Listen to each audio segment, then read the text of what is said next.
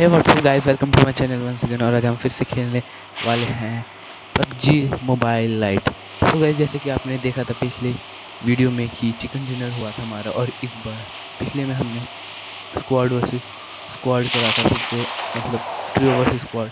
पर इस बार हमने डुओ वर्सेस स्क्वाड करा। सो गाइस, हम उतरते हैं ओल्ड बेसिन में, और यहाँ पे 2-3 स्क्वाड उतरती हैं हमारे साथ ही। तो मैं उतर जाता हूँ इस स्क्वाड हाउस में, क्योंकि जब भी मैं ओल्ड बेसिन आता हूँ जब स्क्वाड हाउस में उतरता हूँ या फिर कहीं और उतरता हूँ, तो यहाँ भैया उतरते मेरे को बहुत सही लूट मिल जाती है। UMP45 और मिनी 14 मिल जाती है। सो मैं मिनी 14 और ये UMP45 लेके चलता हूँ, तो मेरे को आगे से फुटस्टेप्स आते हैं। तो मैं सोचता हूँ कि चले जाता हूँ, आगे बंदा आएगा, पर बंदा वो आता ही नहीं है। तो जैसे ही वो आता है उसके पास कोई बंदूक होती नहीं है, फिर मैं उसको फायर करता हूँ तो नीचे से लेके आज पता नहीं भाई कैसे, मतलब मैजिक। तो मैं सोचता हूँ कि शायद वो नीचे आएगा मेरे को मारने। सो मैं थोड़ा सा प्री फायर देता हूँ उसे, और उस पर TPP लेके बैठ जाता हूँ मैं आराम से। पर जैसे ही मैं उसको जब मैंने स्टार्टिंग में फायर करा, उसने अपने टीममेट्स को बता दिया, और जैसे उसने अपने टीममेट्स को बताया उसके टीममेट आ गया, और वो उसका टीममेट बाहर ही खड़ा था, तो उसका टीममेट इधर आ गया। तो मैंने इसको भी उसके टीममेट को यहाँ पे नॉक कर दिया। अब यहाँ पे मैंने जैसे अपनी गन रिलोड करी, तो मेरे को पक्का पता था इसको कोई ना कोई रिवाइव करने का आएगा। तो जैसे ही रिवाइव करने आया, मैंने उनकी स्क्वाड के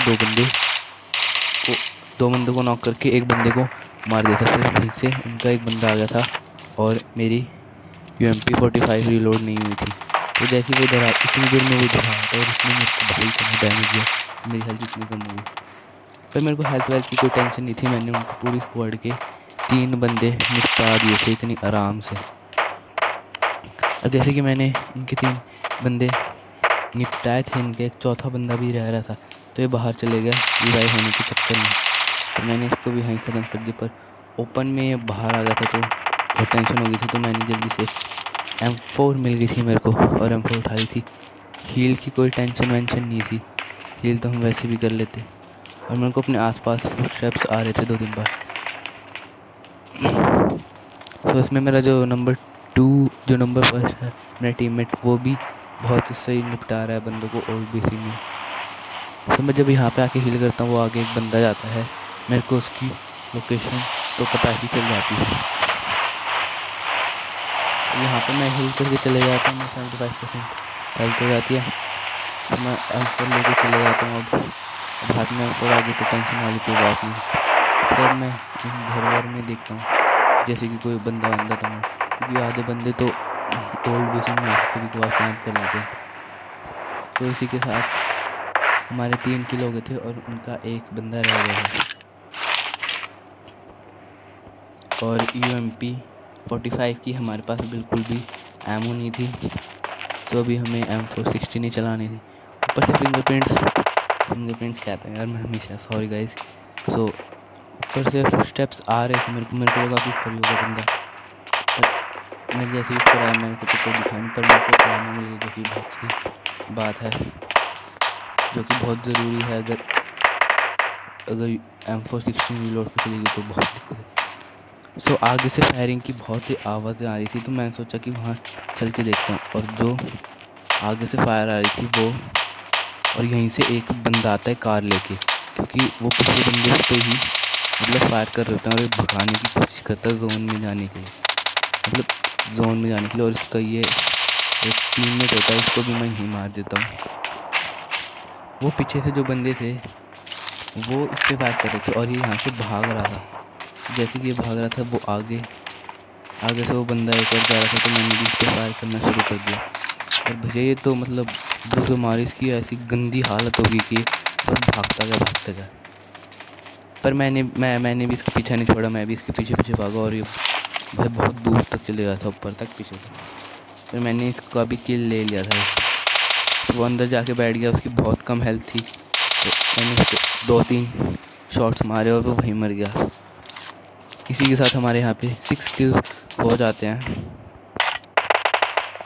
अब जैसे कि 6 किल हमारे यहाँ पे हो जाते हैं, तो वो कार वाला बंदा भाई साहब इतने मतलब वो डर के मारे इतनी तेज़ से भाग कर आ रहा था, उसकी गाड़ी सीधा ठुकी उसमें, और फिर मैंने उसको 2-3 शॉट्स में पहले मारी था।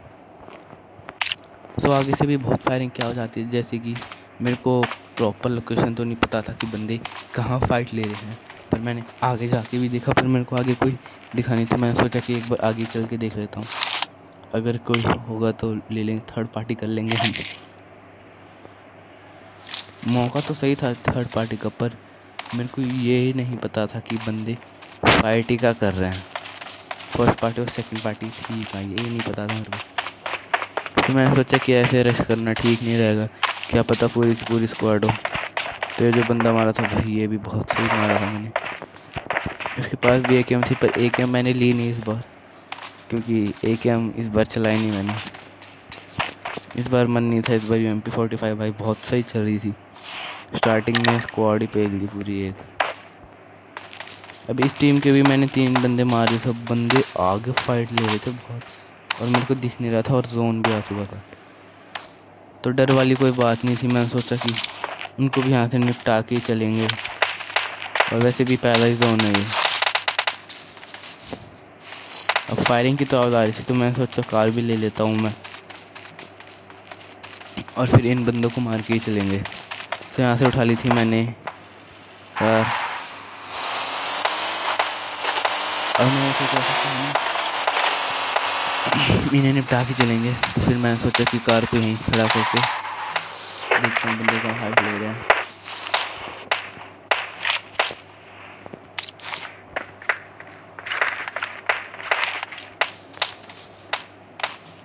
जो कि बंदे थे वो आगे ओपन में घूम रहे थे, मेरे को उनकी लोकेशन कैसे पता चली थी बंदे की, तो मैंने उसे मार दिया था।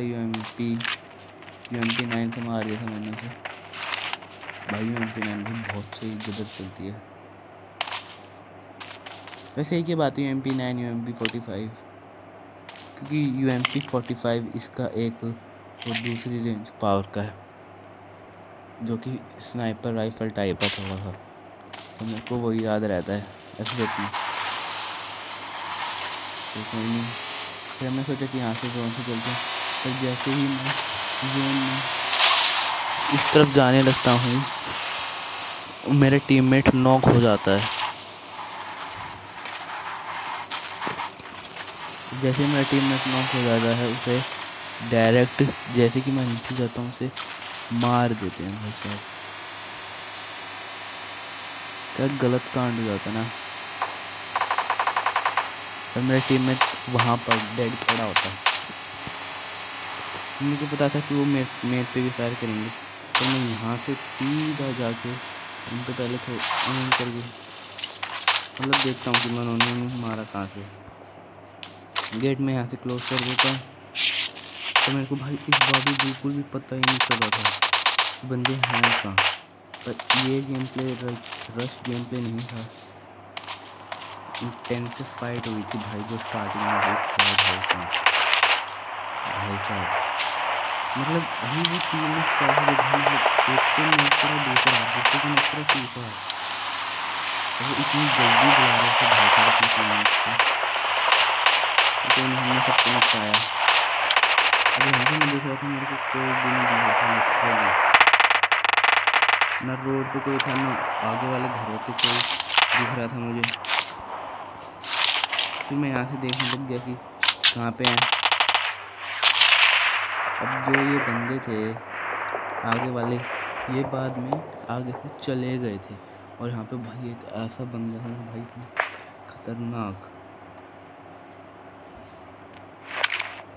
फिर यहाँ पे जो हमारा बहुत टाइम वेस्ट होता है इनके पीछे, क्योंकि मेरे को पता था अगर मैं यहाँ से जाऊँगा तो मेरे लिए आगे बहुत गड़बड़ हो सकती, क्योंकि जहाँ का जोन था वहाँ पे ऐसा कुछ बचने के लिए खास कोई घर वर नहीं था। तो मैंने पीछे भी देख लिया था, मैं सोचता हूँ कि एक और बारी देख लेता हूँ कि अगर वो दिखे तो मैं उनकी लोकेशन पता लगने के बाद तो फिर आसानी से मर ही जाते बंदे। फायरिंग की तो आवाज़ आ रही थी, पर मेरे को लोकेशन नहीं पता चल पा रही थी, तो मैं सोचा छोड़ते अब रहने देते हैं इनको, क्यों टाइम वेस्ट करना। जोन भी आ गया था, तो मैं सोचा तो चलते हैं फिर आगे की तरफ जोन में। जैसे मैं जोन में गया भाई फिर से फायरिंग क्या हो जाए, जो कि मेरे को वापस बुलाया जाती, तो मैं सोचा तो चलती हैं बेशक कुछ हो। और वो भाई कॉम्बिनेशन था भाई इस मैच में। और मेरे को जल्द से जल्द एक एनर्जी ड्रिंक चाहिए थी क्योंकि बहुत इंपॉर्टेंट थी एनर्जी ड्रिंक, क्योंकि मेरे पास में एक एनर्जी ड्रिंक थी ना पेन किलर की, बहुत मुश्किल हुआ था मेरे लिए।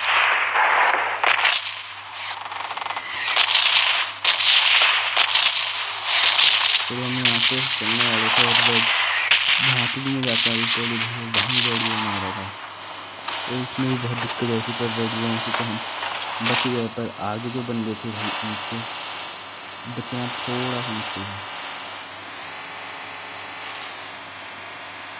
सो यहाँ से हम सीधा गए जो कि घर थे वहाँ पे, मतलब बिल्कुल भी ऐसी कोई जगह नहीं थी कैंप करने के लिए। मैं सोचा कि आगे वाले जो कि ग्राउंड टाइप का है जो उधर है, इसमें यहाँ पे रुक के देखते हैं, मतलब जोन में तो चले जाएंगे। मैंने यहाँ पे थोड़ा सा रुक गया, मेरे पास एक भी एनर्जी ड्रिंक नहीं थी जो कि बहुत खतरे वाली बात थी मेरे लिए, तो मैंने इसे ढूंढने की कोशिश भी नहीं करी। अगर मेरे पास एनर्जी ड्रिंक होती, आगे भी बंदे बहुत फाइट ले रहे थे, तो मैंने सोचा कि पेड़ का कवर में ले ही नहीं सकता क्योंकि पीछे भी बंदे थे, आगे भी और राइट में भी थे। तो आगे बंदे फाइट ले रहे थे बहुत तगड़ी वाली, और मेरे पास 3x स्कोप था। तो जैसे ही मैंने देखा वहाँ से एक स्क्वाड के 2 बंदे बच रहे थे, और भाई उनको निपटाना क्या खतरनाक बात थी। देखो गए वो उधर से जा रहा था, मुझे ऐसा लगा कि वो स्पॉन हो गया, जिसमें एक बन जाता था उसका एक टीम में उधर पीछे इतनी दूर से भाग रहा था। अगर 4x होता तो भाई आंसर और 4x भी भागता, तो बड़ा कॉम्बिनेशन होता, मुझे पता चल गया था कि वो कहाँ पे है। और भाई वो जो बंदा था भाई का डैमेज दे रहा था भाई 2-3 गोलियों में भाई साहब, मतलब इतना खतरनाक डैमेज दे रहा था वो बंदा कि आप सोच भी नहीं सकते हैं। जैसे मैं उसे एक दो फायर करता भाई वो मेरी ऐसी गंदी हालत बना दे रहा था भाई कसम से। अगर मेरे अभी एक गोली और पड़ती ना मैं कसम से मर जाता गाइस, पर मेरे को भी ध्यान से खेलना था, एकदम ज़्यादा जल्दबाजी नहीं करनी थी। जोन भी जा रहा था और पैसे बहुत ज़्यादा बढ़िया था गाइस, और वो सीधा हेडशॉट पे हेडशॉट दे रहा था। तो मैं जल्दी से एनर्जी ड्रिंक ढूंढने लगे। पहले तो मेरे ध्यान में नहीं रही कि एनर्जी ड्रिंक ले लेनी चाहिए, मैं सोचा कि काम चल जाएगा, बैंडेज बहुत ज़्यादा ले रखी हैं, पर गाइस जो अब उसकी ज़रूरत पड़ी ना आप सोच नहीं सकते गाइस। मतलब इस मैच में मेरे को कम से कम 2 पेन किलर मिल जाते ना गाइस, सो बहुत सही बात हो जाती, पर कुछ भी नहीं मिला मेरे पास। और मैंने जल्दबाजी में फर्स्ट एड यूज़ कर ली बैंडेज की जगह, तो बहुत गलत बात हो गई थी। बैंडेज यूज़ करनी थी मेरे को फर्स्ट एड की जगह, अब बैंडेज तो बहुत सारा टाइम लेती हैं, तो मेरे को पता था कि वो बंदा वहाँ से चले गया होगा, और वो दोनों ही टीममेट्स थे भाई।